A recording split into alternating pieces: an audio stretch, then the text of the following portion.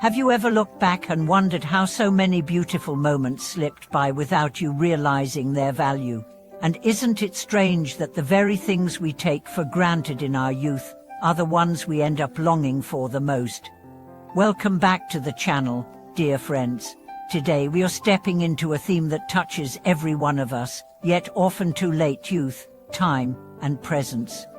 We'll explore the dreamlike nature of youth, why we so often miss its beauty while we're in it, and how to cherish every step we take upon this precious earth. If you've ever found yourself longing for the past or rushing toward the future, this video is for you. Let's begin with the dream that is youth. When we are young, the world feels infinite. Time seems abundant. We chase ambitions, explore desires, and set out on countless journeys. We dream of the future with passion and intensity, certain that life is a highway to greatness. Yet in this chase, we often overlook the gold beneath our very feet, the people beside us, the air we breathe, the laughter shared over nothing at all. Youth is a season full of vitality, but also a time prone to illusion. We believe that everything important lies ahead. We believe we'll always have more time, more chances, more tomorrows. But life, in its quiet wisdom, teaches us otherwise.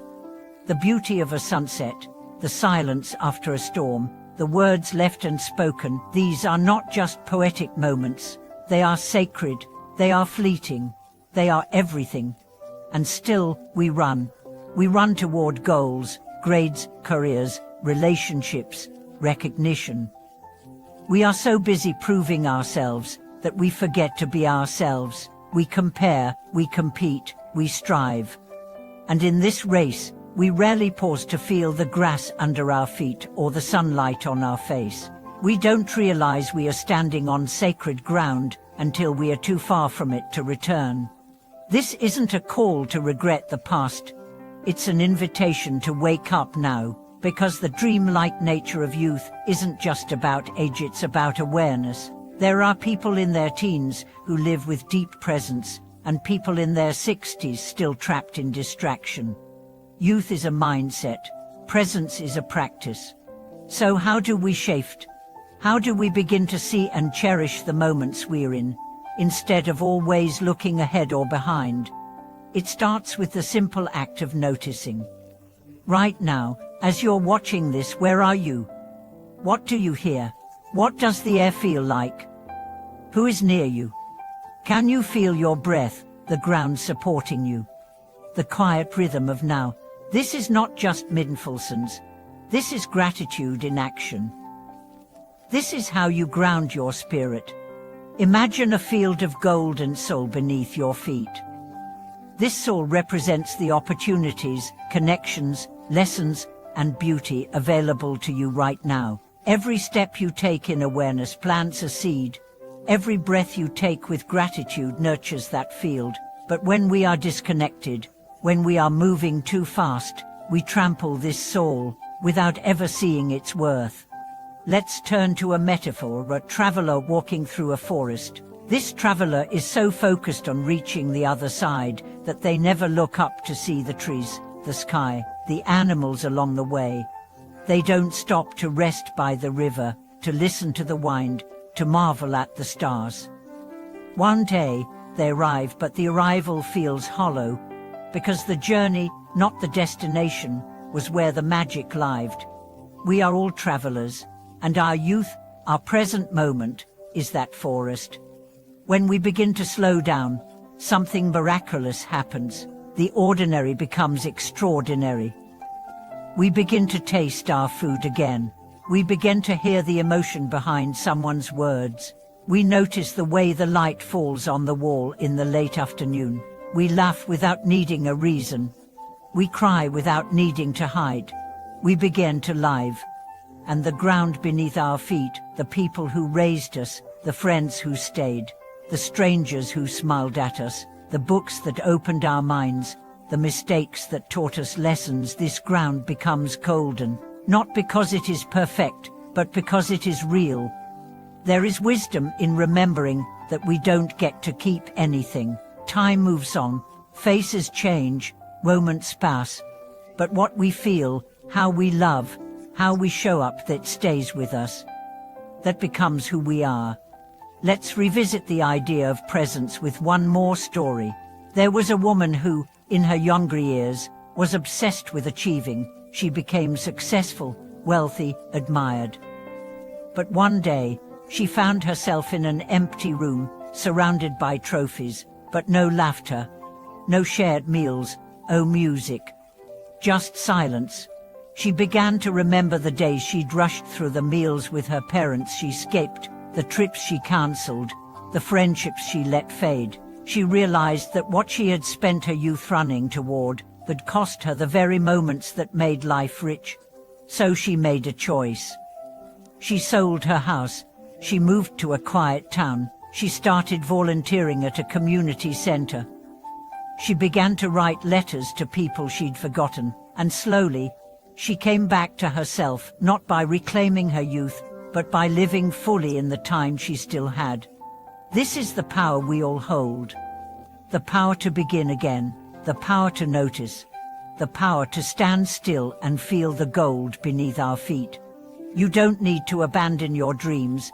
You don't need to quit your job or move to a village, but you can pause, you can breathe. You can look into the eyes of someone you love and truly see them. You can forgive. You can speak gently. You can savor. Because someday, this moment will be the memory you wish you could return to. Let it be a good one. Let's dive even deeper into this theme of cherishing time and honoring the sacredness of the present, especially through the lens of youth and the dreamlike quality of life. There's something about the passage of time that reveals the true value of what we once overlooked. It's not that the past was more beautiful, it's that we were often too distracted to notice its beauty while we were in it. Why does this happen? Why is it that clarity and appreciation often come only in hindsight? It's because most of us live as though life is a rehearsal. We assume we'll always have more chances to say what we feel, to take that risk, to slow down and enjoy the sunrise. We act as though the most important days are yet to come, but they're not. The most important days always today. Think about the first time you felt the wind whip through your hair on a bike ride, or the way your heart raced when you first fell in love. Those moments weren't important because they were part of a milestone. They were important because they were real. They were lived, and they mattered, even if you didn't realize it at the time. As we age, the illusion of invincibility begins to fade. We start to see how fragile life truly is, how quickly people leave, how suddenly health can change, how fast the seasons pass, and with that awareness comes both grief and gratitude. Grief for what we missed, gratitude for what we still have. But what if we didn't wait until we were older to appreciate youth? What if we didn't wait for loss to value presence? What if we didn't need pain to teach us perspective? The truth is, we can train ourselves to live this way. Like building muscle, presence is a practice. It's something we cultivate not through grand gestures, but through attention. Attention to the way our loved ones laugh. Attention to the way the sky changes colors at dusk. Attention to our own breath, to our heartbeat, to our aliveness. One powerful way to practice this is through intentional rituals. Begin your day not with your phone, but with a moment of silence. Light a candle, whisper a prayer, drink your coffee slowly, walk barefoot on the ground if you can. Greet the day not as an obligation, but as a gift. During the day, pause between tasks. Let yourself truly transition from one moment to the next. Look around you. What do you see that you usually miss? The texture of a leaf, the rhythm of a co-worker's voice, the music of traffic in the distance. These are the sounds of your life. They are not background noise. They are the score to your story. And when night falls, instead of collapsing into exhaustion or distraction, reflect. What moved you today? What surprised you? What did you notice that you hadn't noticed before? This simple reflection rewires your brain for gratitude. It trains your mind to search for the gold in the dirt. And over time, you begin to see that even the most ordinary days are filled with extraordinary gifts. Now let's speak to something many of us carry quietly: regret. We've all had moments we wish we could relive, words we wish we hadn't said, choices we wish we'd made differently. It's easy to get stuck there, playing the past like a looped recording. But here's the truth. Regret, when held with compassion, can become wisdom. It reminds us that we care, it teaches us what truly matters, and it invites us to live differently now. You can't change the past, but you can honor it by how you live today. You can forgive yourself. You can reach out to someone. You can plant a seed. You can start anew. And you don't have to do it alone. One of the greatest gifts of presence is that it connects us. When we show up fully in our relationships, we create spaces where others can do the same. When we stop performing and start being, we allow others to exhale. Remember this: you are not behind. You are not too late. You are not broken. You are right here, right now, and this moment is fresh and unwritten. Let's reflect on the ground again, not just as a metaphor, but as a reality. The very earth we walk on is ancient. It has seen empires rise and fall. It holds the footprints of our ancestors, the seeds of our food, the roots of our trees. And yet, we step on it every day without thinking. We forget that it supports us, holds us, feeds us. The same is true for the people in our lives. How often do we walk past those who love us, assuming they will always be there? How often do we wait to say "I love you" or "thank you" or "kind sorry"? What if we stopped waiting? What if we made it a practice to say the words that matter, even when they're hard? What if we lived as though nothing is guaranteed, because it isn't? There is incredible power in this. Not fear, but reverence. Revere seen for life. Revere seen for now. And when we live this way, something magical happens. Life stops feeling like a burden. It becomes a dance, a song, a painting. Each moment a brush stroke, each choice a note, each breath a movement in the symphony of your story. You don't need a perfect past to live a beautiful future. You just need to be willing to show up, fully, honestly, tenderly. Let the wind tussle your hair. Let the rain kiss your skin.